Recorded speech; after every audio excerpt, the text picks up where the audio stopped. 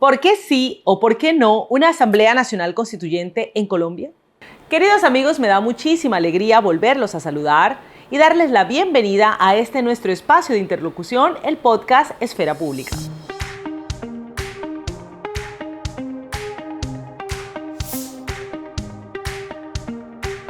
El día de hoy abordaremos un tema que está en el primer orden del debate político nacional. Se trata de la convocatoria del presidente de la República a una Asamblea Nacional Constituyente. Para hablar de una Asamblea Nacional Constituyente, empecemos por definirla.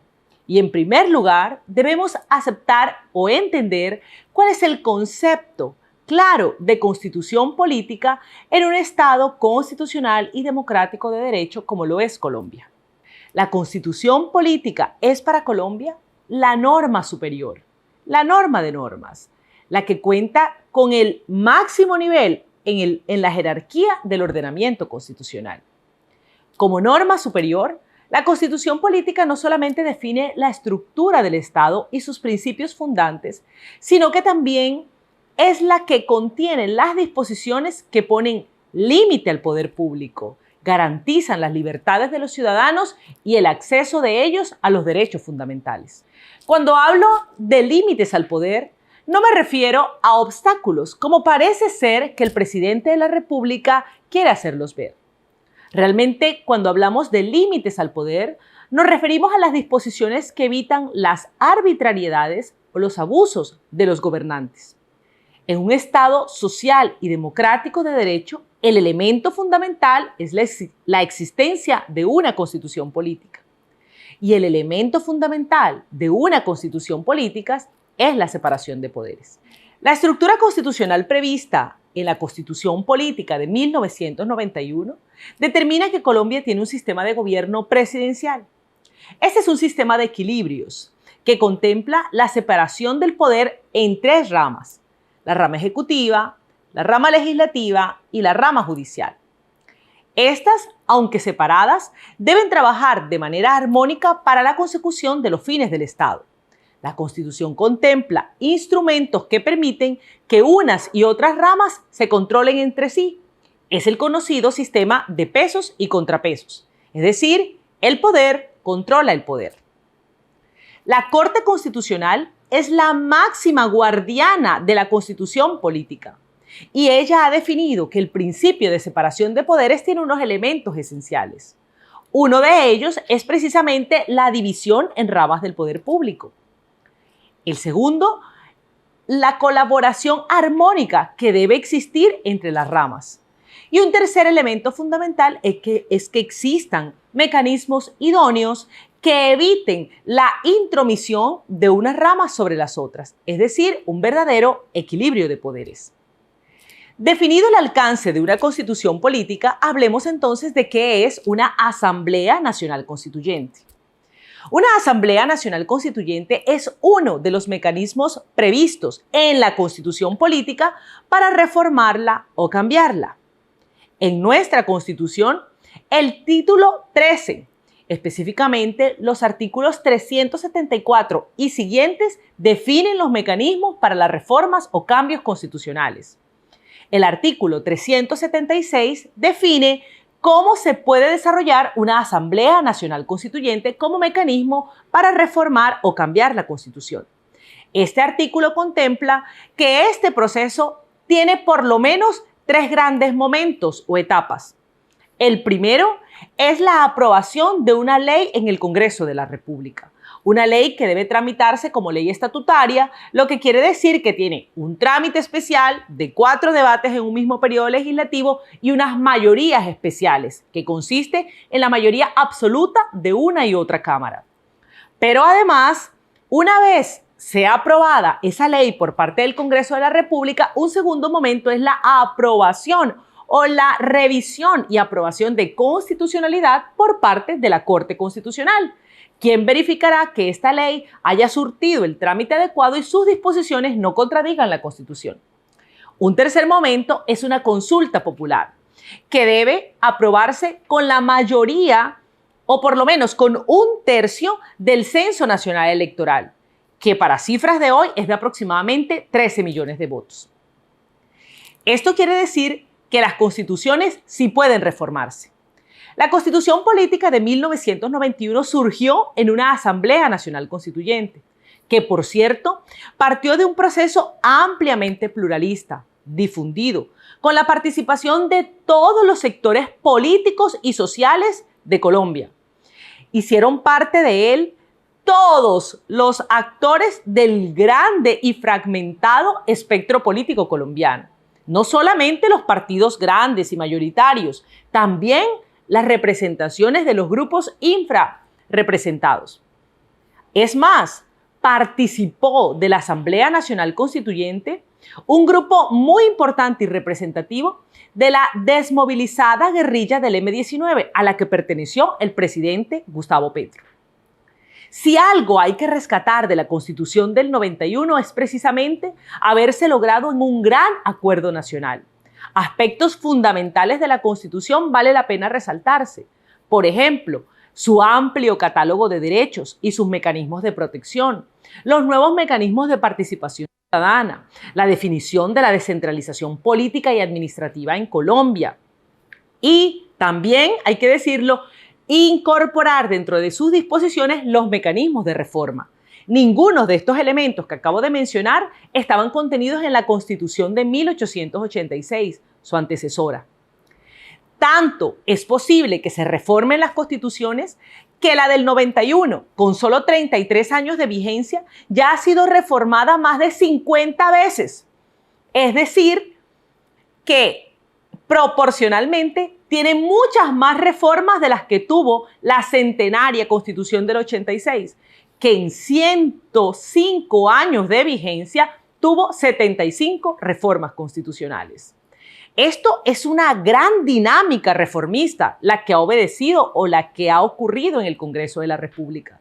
Si nos comparamos con la Constitución más longeva de América, que es la Constitución de Estados Unidos de 1787, con 237 años de vigencia, solamente ha sido reformada 27 veces. Vale la pena entonces preguntarse si en el Congreso de la República, por vías democráticas y legítimas, se pueden hacer cambios constitucionales, ¿por qué el presidente de la República convoca a una Asamblea Nacional Constituyente? La verdad es que escuchar y leer al presidente de la República genera angustia. Entenderlo es supremamente difícil. Constantemente está acudiendo a contradicciones profundas. El presidente de la República, en principio, yo me atrevo a decir, hoy no está pretendiendo un simple cambio constitucional, como aquellos, algunos de poco impacto, otros de gran calado, que ya han hecho sus antecesores. El presidente de la República lo que parece pretender es una sustitución completa de nuestro ordenamiento constitucional. Lo peligroso, lo que nos preocupa a muchos, es que su pretensión involucre el deseo de que ese nuevo proyecto constitucional obedezca a su propia idea del Estado. O peor que eso, pretenda que obedezca a su propio proyecto político. Con este llamado a una constituyente, el presidente descarta de plano la posibilidad de un acuerdo nacional en el Congreso. El presidente de la República se radicaliza y acude a los sectores más extremos de la izquierda colombiana. Allí es donde él encuentra sus intérpretes en términos políticos. Hemos visto cómo el presidente quita de su alrededor a todos los que piensan distinto a él. Incluso eso le ha valido múltiples modificaciones en su gabinete ministerial. El presidente no tolera el disenso y por eso no ha logrado una verdadera coalición en el Congreso de la República y sus fuerzas políticas están cada día más diezmadas. ¿Cree el presidente de la República que su visión del Estado y su intención reformista es la única representativa del sentir popular? Y obvia, de manera grave, que el Congreso de la República, de la misma manera que él, también es un poder constituido. También fueron votos populares del pueblo colombiano los que eligieron a cada uno de los congresistas y allí hay una representación de todos los colores, de todas las fuerzas y de todas las voces de la sociedad. Tan representación popular es el presidente como representación popular tiene el Congreso. Incluso otros poderes derivados, como las Cortes o los tribunales de justicia, que hoy parecen incomodarle al presidente de la República. ¿Qué es entonces lo que quiere cambiar el presidente de la República? ¿A qué se refiere cuando en su discurso dice que hay instituciones que no han permitido la concreción o materialización de la Constitución política? ¿Será que al presidente de la República le incomoda el Congreso? ¿Será que al presidente de la República le perturba tener que someter a debate los proyectos de reforma y que en el Congreso de la República estos surtan modificaciones? O peor aún, ¿será que le incomoda que la Corte Constitucional declare la inconstitucionalidad de normas que él ha promovido en el Congreso? ¿O que exista un Consejo de Estado que declare la nulidad de los que han sido electos dentro de sus fuerzas políticas? Esto es desconocer de plano todo nuestro ordenamiento. ¿Es eso lo que pretende cambiar el presidente Gustavo Petro? Miente el presidente Gustavo Petro cuando dice que son las instituciones las que no permiten materializar la Constitución política.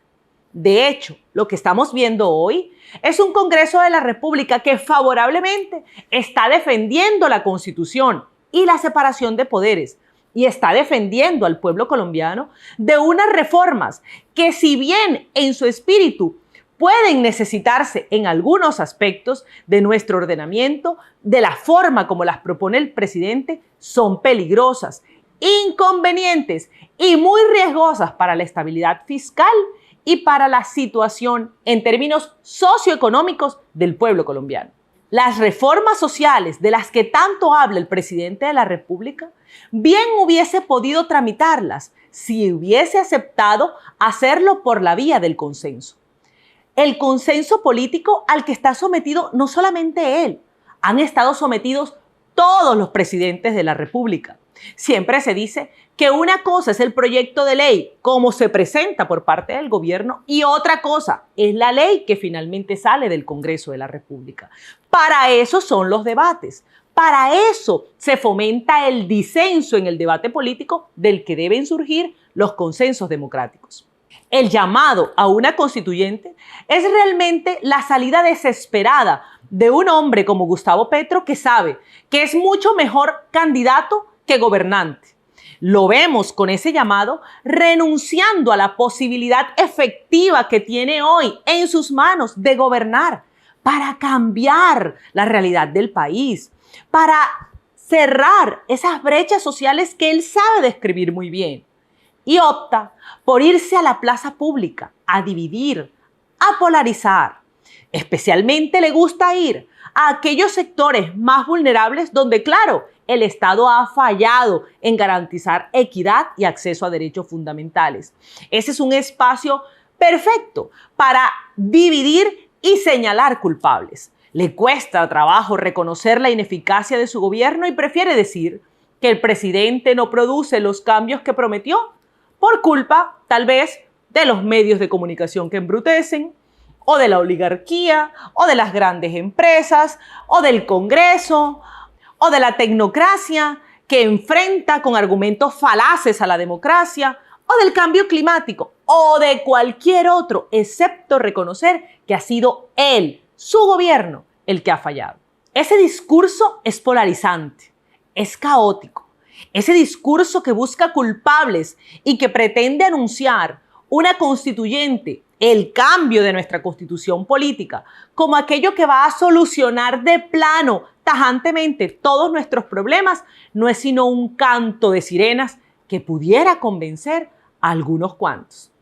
Siguiendo el relato de John Elsters en Ulises y las sirenas, debemos decir que debemos taparnos nuestros oídos y atarnos al mástil de la institucionalidad y del orden preestablecido. Ojo, la propuesta del presidente Petro de convocar una Asamblea Nacional Constituyente parece insensata cuando se revisa a la luz de demócratas y constitucionalistas, que no tiene las mayorías en el Congreso para tramitar una ley estatutaria, que los tiempos son restringidos para él a la hora de cumplir con un trámite tan especial y largo como el de una asamblea constituyente, que no tiene el voto popular, el favor ciudadano hoy, pues sus índices de popularidad no pueden ser peores.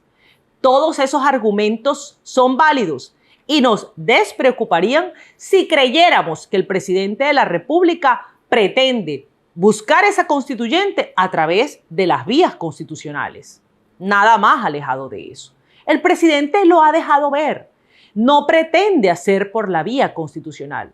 Nos ha hablado de cabildos abiertos, de movilizaciones populares, de organizaciones políticas populares, ninguno de los mecanismos previstos en la Constitución para su reforma. Es decir, va a acudir a medios inconstitucionales.